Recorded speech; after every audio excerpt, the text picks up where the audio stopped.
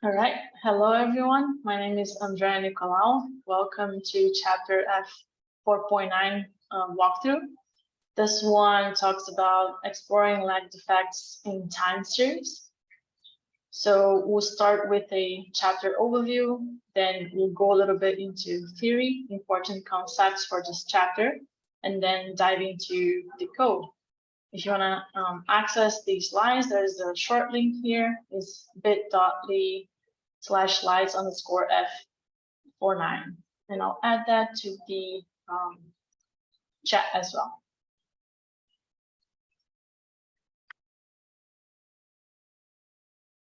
So chapter overview, in this chapter, we will introduce lagged effects to build on previous work in modeling time series data. This chapter heavily relies on chapter F4.6. It's basically a continuation. So a lot of what we'll see here is based on that chapter F4.6, which it's fitting functions to time series. So some of the learning outcomes will use the ee.join function to create time-lagged collections.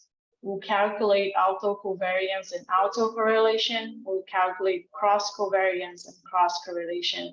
And we'll also fit autoregressive models. We'll see some of these concepts in a bit.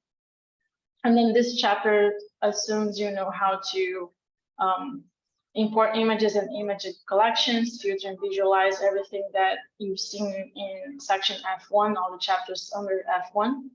Also perform basic image analysis, such as selecting bands, computing indices, creating masks, classifying images, everything under part F2. Creating a graph using UI.chart. Specifically, this was first used in F1.3. Also write functions and map it over image collection. Chapter F4.0 specifically talks about this. Masking cloud shadows, noise, and other undesired pixels, which was first seen in F4.3. And then specifically fitting linear and nonlinear functions with regression in an image collection time series, which is the chapter F4.6.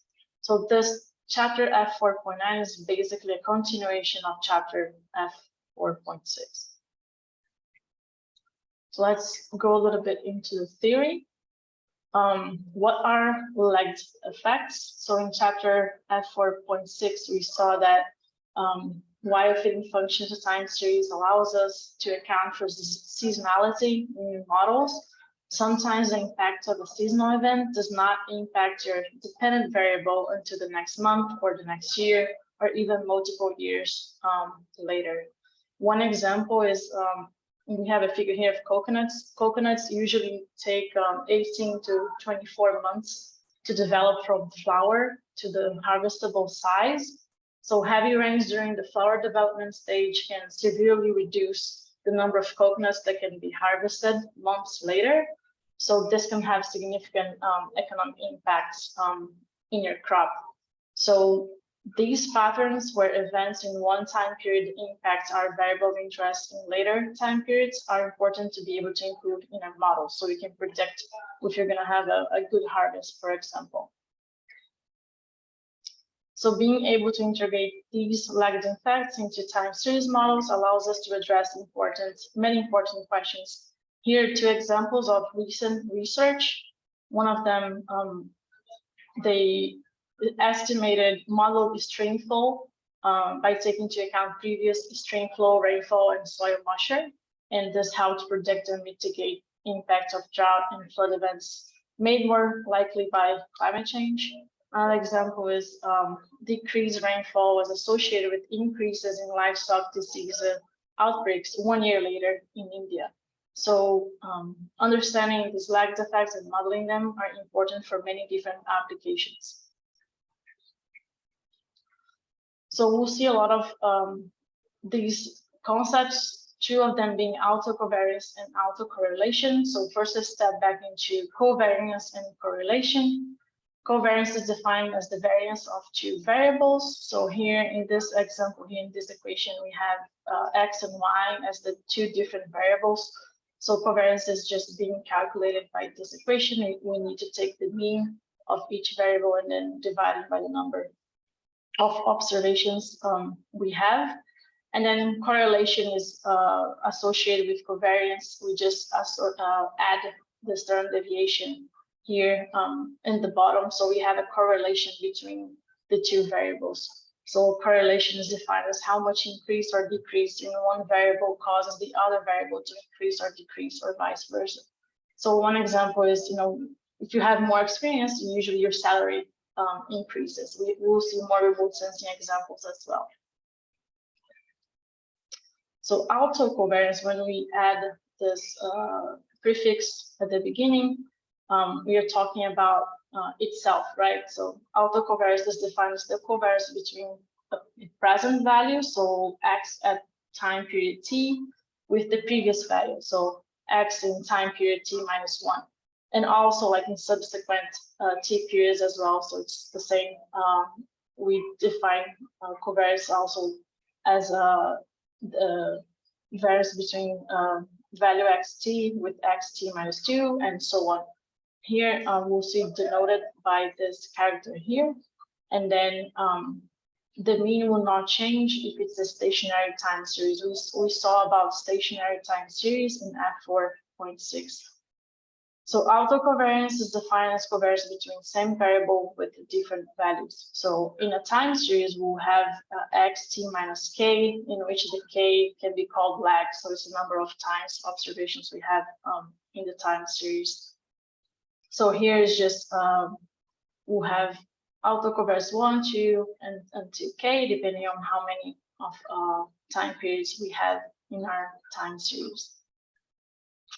And then autocorrelation, we use autocorrelation to find the correlation between the present variable xt and the previous variable xt minus 1, and then with xt minus 2, t minus 3, and so on, as we've just seen. The only difference here is that we use standard deviation here at the bottom as well. And then autocorrelation can be defined as the correlation between itself and other values of the same variable. So the range here is -1 to 1.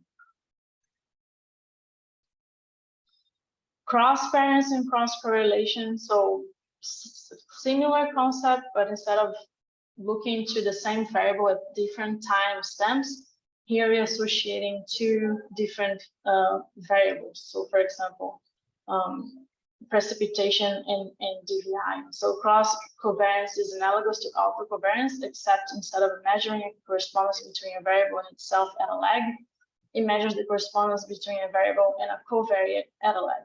So suppose we postulate that NDVI is related in some way to the precipitation before the NDVI was measured.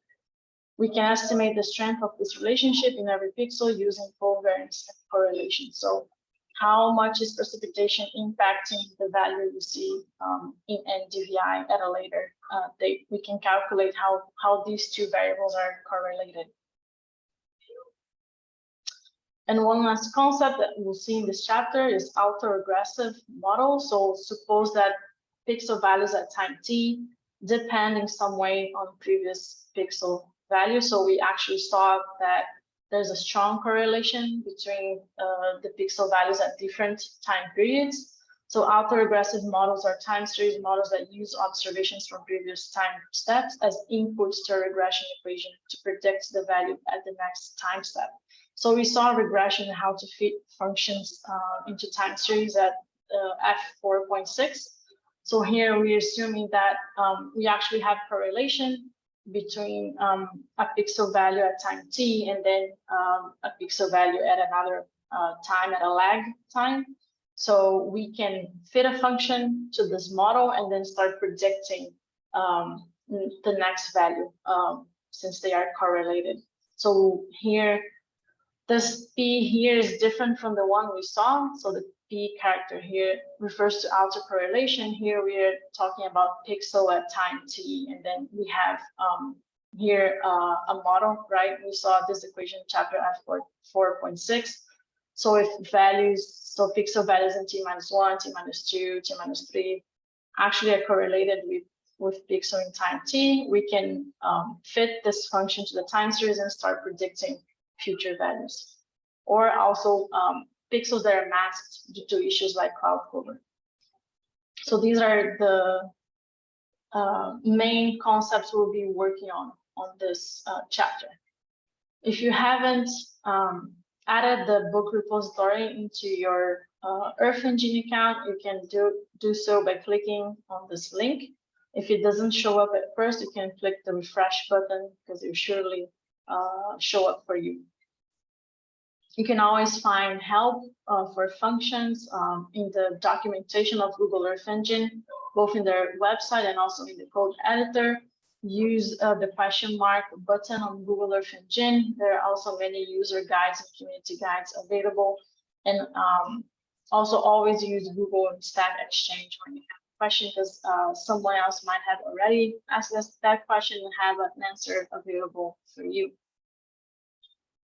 So we start with the practicum. Section 1, we will be calculating autocovariance and autocorrelation. The first part of this code checkpoint is we'll just do a lot of what we've done in chapter F4.6. So we import data of interest, in this case is USGS Landsat 8 level 2, collection 2201, time series at an interesting location in California. We also have a specific time period that we are looking at. We'll apply a cloud masking function. We'll scale image values, add variables of interest. So we'll calculate NDVI for each of the image at each pixel. We'll add a time variable as well, which is the difference between the image timestamp minus 1970. And then we'll also add a constant variable. Then we calculate the trend of this time series, and then at each pixel, and then we detrend the time series. So all of this we've done in chapter F4.6. So when we actually go into the code editor, I won't be explaining too much about this. And specifically in this chapter F4.6, we learned how to detrend time series, although it wasn't used in that chapter. We just showed how to do. This is how we use a detrended time series, an example of how we use a detrended time series. Next thing we'll do, we'll create a lagged time series. So here's an explanation. I'll actually go to the code right now to walk you through the explanation that is in here. So I'm going to switch here my window, increase the font size. So here I have the book repository. I'm under part F, fundamentals, F4, interpreting image series. And we are going through specifically F4.9, exploring lagged effects in time series. So we start with checkpoint F4.9a. You see that it begins with a function that will mask clouds, scale the values, and add the variables of interest. So this function was already covered in chapter F4.6. We're basically doing what I just mentioned. Then we have our region of interest. This is a polygon over California. Then we import our Landsat 8 collection. We filter this collection by our polygon. We filter date from 2013 until end of 2017. And then we map this function here to get all the clouds masked, the pixel values scaled, and then our variables of interest added as well. So we have NDVI, we have our time variable, which is in radians, and then we have a constant variable as well. Here we're just mapping we're just centering the map to the polygon, our region of interest. Then we are creating a list called independence, which contains the independent variables. And then we create a string with the name of our dependent variable, which will be NDVI. Once again, we used the same dependent variable in F4.6. All of this was already done as well in F4.6. So we walked through all of this. We are computing a linear trend using the linear regression reducer. We are selecting here coefficients. We are using those functions to, instead of having an image array, to have just an image with two bands, two individual bands with the different coefficients. And here we are detrending the time series. So if you haven't seen the video about F4.6 or haven't just done that chapter, I recommend checking that video because all of this was done and it's well explained in that chapter. This is where chapter F4.9 really starts. Here we are creating a lagged collection. So we have one time series collection with all the bands and DVI, a time band, and also a constant band. Now we want to create a lagged collection. So what does that mean? We're going to check for an image that is exactly at a lag period before the current image. So here, for example, will we use 17 days as the lag? This is because we are working with Landsat collection, and usually you have one new image every 16 days. So in order to create a lagged collection, we use the join function. We'll join the collection we have with itself. So what will happen is each image in our main collection will have a property, a new property, which is called images, which will store an image that came prior to the one we are going through in this period of 17 days. So for example, if I have an image from 18th of December and one previous to that, let's say December 2nd, for example, in my image from December 18, I'll have a property, which will be the image from December 2nd. You store that image that comes before in that 17 period. So this is what this function is doing.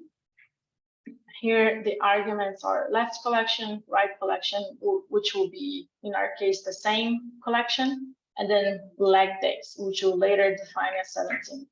So we create two filters here. We have one filter, but we have ee.filter.end because we are using two filters to filter our collection here.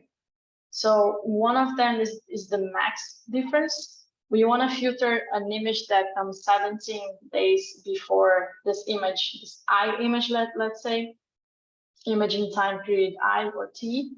But we want to make sure that if there is more than one image in 17 days, we want to grab the latest one, not the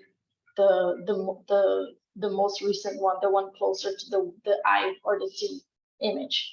So we need to create this max difference filter here, which the difference will be the lag days, which is 17. In our case, it will be 17. We're going to define this below here. And then we are just converting this to milliseconds, because if you recall, the time information in images is stored in this property here called system time start, and it's stored in milliseconds. So we're just taking the number of days multiplied by 24 days, multiplied by 60 hours, 60 seconds, and then 1,000 seconds to have milliseconds as the result.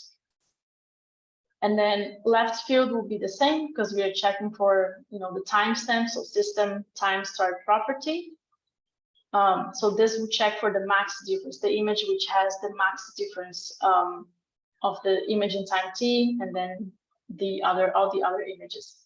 And then the other filter we define is greater than, right? We want to make sure we grab, if we have the first image, we want to grab the one that comes directly after it, right? We don't want to grab previous images. So we define as well the greater than filter. So we use these two in conjunction to make sure we are grabbing images with 17 days of lag. And if there are two images in 17 days of lag, we grab the one that is further apart. Okay, so this is our filter. All of this is just to define one filter, which is a combination of two ee.filters. Then what we return is a join. So this join that we are using, it's a join specifically to save all. So if this criteria here in the filter is true, then we're gonna save what, you know, the image that it attends the filter. So it saves everything, saves all.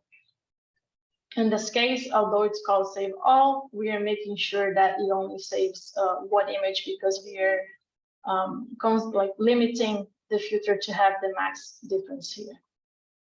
So match as key here in join, it's an argument to define the name of the property that is going to be added to each image that will contain that lagged image. So we'll call it images. And then measure key, this will contain the difference between t and then t minus 1. So we call it delta t. This is just to store the difference between the times. It might be 17 days, it might be 16 days, 15 days. But this will be stored and will be in milliseconds. And then we also define ordering. We want the resulting time series to be ordered by timestamp, so it will be sorted chronologically, and then here it will be descending. And then after we define this join, we can actually apply it. So we will apply it to the left collection, and then also the right collection, and then the condition is the filter that we have just defined. And then left collection and right collection, just arguments to this main function here. So all of this is inside this one lag function. So this is just defining how to create a lagged collection. And down here is where we actually are creating the lag collection. So where we actually apply this function. So because we are using the same variable, we are looking to the same variable. So each NDVI value at each pixel, we use lag, which is the function, detrended, which is the detrended time series that we computed, and then vtrended as well. So we use it itself. And then here's where we define the lagged period, and we are using 17 days just because we are working with Landsat, and then usually you have a new image every 16 days. And here I use 17 because if it's exactly 16, I think it doesn't grab this last image, so it's exclusive.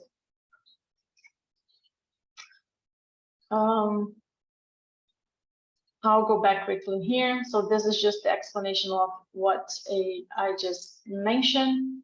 And yeah, specifying 17 days in the join gets one previous image, but no more. As I mentioned, it will grab the one that is furthest apart. And the same reason why we use ee.filter.max difference. The second thing we'll do now in the code is compute auto covariance. The first thing we'll need to create a function to stack the bands. This function will be named merge, and then we'll create a function to compute covariance, which we use this reducer.covariance. So before we do that, I'll just quickly print here. Let me comment this out.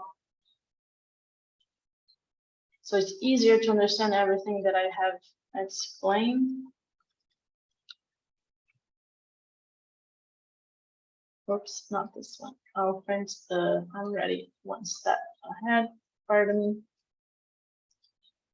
I'll print here lagged 17. And then I'll print detrended as well. So we can see our original time series, the detrended one, had 108 elements, 108 images. This one, the one that we've used, created the lagged one, has 104. Why is that? Because probably we had some images that, I think the first image here is an example. That, you know, we had images that had shorter lags than 17. So we had 2 images in a period of 17 days. So the one closest got dropped, and then in this case, I think we had 4 of those cases. But we can see that in this new lagged time image collection, we have 104 elements, and we can see, for example, in this first image, I have properties. I have 3 objects. One of them being images, which it's what we created here. We called images as our match key in the join, and we can see that it is an image. And this image, if I open everything here, I can see that it is an image from March 27, 2013. So this image got added as a property in this image that I have, because it is 16 days apart from this one. And I can check this one right here, 2013-04-11. So they are like 17 days apart in that time frame of 17 days apart. And this will repeat to every single image in my collection. So if I open this other one, this is an image from 2013-03-27, so March 27. And then if I open my images property, I'll have another image inside, which will be of a maximum difference of 17 days. So this one is only 5 days apart. And if I didn't specify this max difference here, we could have more than one image here in this images properties, because it wouldn't account for that max difference. It would just save all the image that had a difference of 17 days. So this is everything that we are doing. All of this was just to add for each image in our image collection a property with the image that is 17 days apart of that one. Now what we want to do, instead of having an image as a property, what we want to do is to grab the NDVI value of the image listed in the images property and add as a band here together with the NDVI value that we have for the image in time t. So this is what we are doing next. We are creating a function to do that. So I'm gonna go back here to the code, uncomment this, and this is what this merge function will be doing. We'll define a function within a function because we're gonna iterate. We're gonna use the function iterate because we need to iterate over each of these images. So what we're basically doing here, we're getting the image property images, which is another image, and then adding that band NDVI as a band to our image I or image T. So we have previous add bands current, and that way we'll have just one image with no property images, and we'll have 2 bands, one of the current NDVI value and one of the previous NDVI value. So that's all this function here is doing. So if I print merged 17 and open here the first image as an example, you can see that I have NDVI and then NDVI_1. So it's the current NDVI value and the NDVI value of the previous image. And then, well, I guess the images property gets saved there, but it's important to have this NDVI_1 saved here as a band. So that's all that this merge function is doing. Then the next step we'll do is create the function to compute covariance. So in order to do that,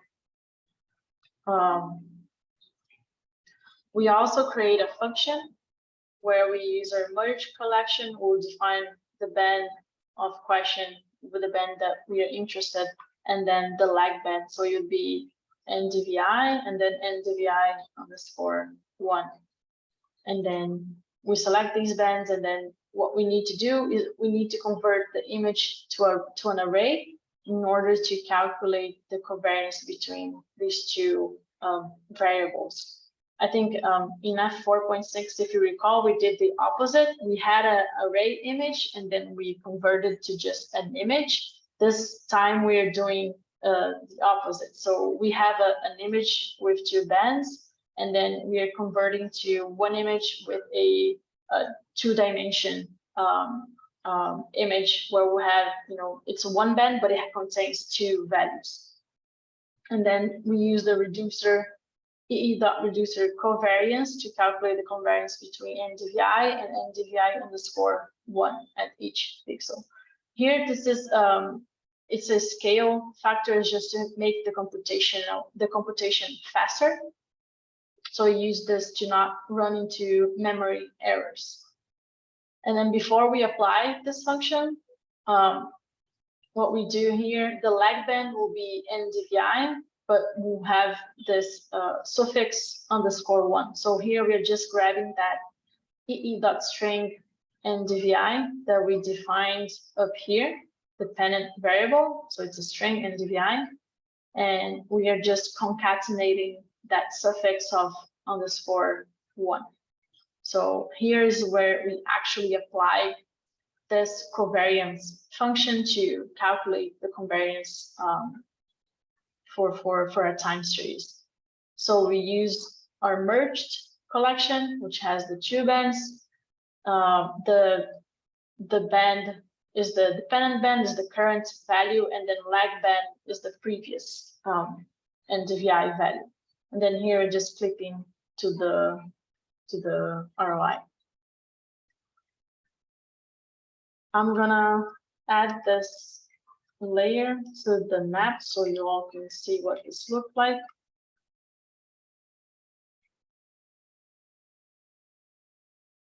This reducer will actually calculate variance for each variable and between them. So it's actually a 2x2 result. Let's see, I'm gonna click here on a pixel just as an example. You can see that it is a 2x2 array. So the results here, this is calculating just the variance of NDVI, this first value here at position 0, 0. And then at position 1, 1 is calculating the variance of the NDVI_1. So the lagged NDVI. And our covariance information, the covariance result that we are interested in is actually here in the off diagonal. So these two numbers here at position 0, 1 and then 1, 0, they are exactly the same because we are calculating the covariance between NDVI current and NDVI previous. So NDVI and NDVI_1. So this is exactly what we'll be doing here in the next step. What we do is we just take that off diagonal using this array get to get that value. It could be 0, 1, it could also be 1, 0, it doesn't matter. And this way we'll have as the result this image that is being added. And you can see that in this point that I clicked, if I left that image as is, I'll still have this array. But then by applying this array get, I have an image with just the covariance values that value that we are interested, which is right here. And from this result, we can see, higher covariance values or low covariance values, everything that is in white. So contains higher covariance values correspond to greater values at the other variables. So here we can read t and t-1. Here t-1 is being called as h. So greater values will correspond to greater values, and then lesser values will correspond to lesser values. So the right pixels mean here high covariance. And with this information, with the covariance, then we can just plug that in to calculate correlation. So the next step would be defining a function to calculate autocorrelation, and that's what we'll be doing next.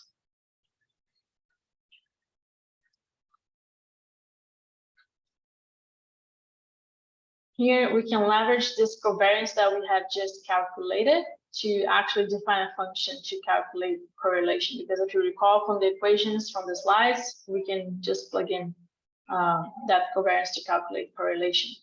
So we are grabbing here the covariance, so that value in the off diagonal, and then we are calculating standard deviation of the other variances here, and dividing that covariance by these values that that we need to do. It's the equation of autocorrelation. So that way we'll have one image that will have autocorrelation values, and these will vary from -1 to 1. And here we're just applying this correlation function and adding it to the map. So we can see how NDVI, I'm going to turn off these other two layers and just look at the correlation one. We can see how NDVI from a previous time period is correlated to NDVI values in the current time period. This will take a little bit to load. So what I'll do is just show, the image, the resulting image is this one. So images, the pixels with white color, bright color here will mean that they have higher correlation, and pixels that have darker colors will have, smaller correlation values, so they're less correlated with each other. It's starting to plot here, and then if you are, if you have knowledge of, for example, this area that we are looking to is it's an area with a lot of croplands, so different crops here. So if you know the area, if you apply this to your study area and you know which crops, how the harvest works, the flowering period, you can start analyzing to see if NDVI at previous moments are affecting your NDVI value at the current time. So I'll stop here. This is the end of checkpoint 4.9a. I'll stop here to see if there are any questions.